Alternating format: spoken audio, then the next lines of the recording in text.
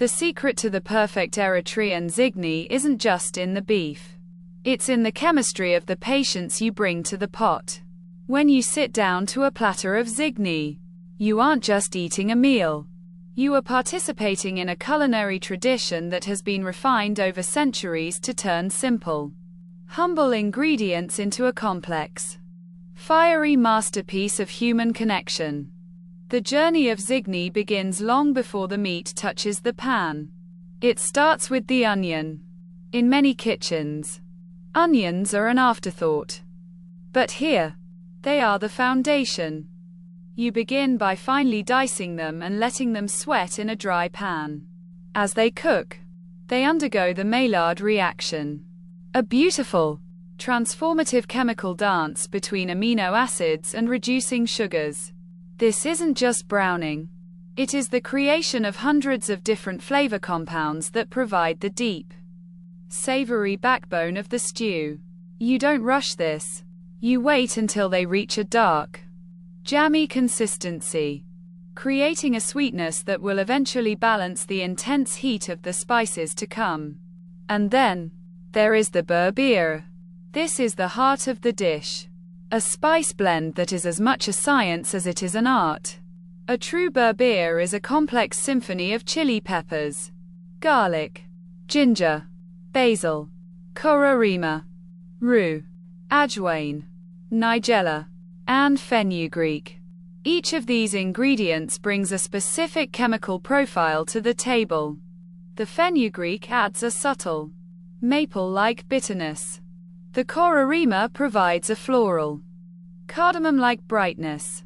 And the chili peppers deliver the heat that defines the dish. When these spices hit the caramelized onions, the kitchen fills with an aroma that is unmistakable. Earthy, sharp, and deeply inviting. But Zigni is incomplete without its partner, Injera. This isn't just bread. It is a fermented, sourdough flatbread made from teff, an ancient grain native to the Horn of Africa. Teff is a nutritional powerhouse, packed with iron and calcium. But it is the fermentation process that makes it truly special. The batter is left to sit, allowing wild yeasts and lactic acid bacteria to go to work. This process creates the signature tang and that iconic, sponge-like texture, the tiny bubbles known as eyes, that are essential for soaking up every drop of the spicy, rich stew. The magic of Zigni, however, isn't just in the chemistry of the pot or the fermentation of the grain. It is in the way it is served. In Eritrean culture, the meal is placed on a large, shared platter. There are no individual plates, no barriers between diners.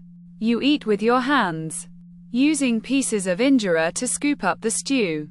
This communal style of dining is a deliberate act of social bonding. It forces you to slow down, to engage with the people around you, and to share in the collective experience of the meal. It turns the act of eating into a conversation, a way to build trust and strengthen family ties. From a nutritional standpoint, this is a masterclass in balance.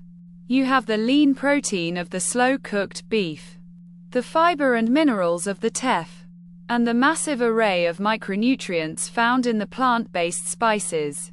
It is a meal that sustains you, not just because it is filling, but because it is dense with the things your body actually needs.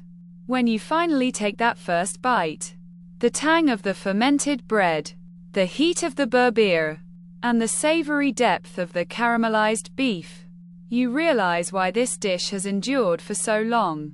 It is a reminder that the best things in life are rarely made in a hurry.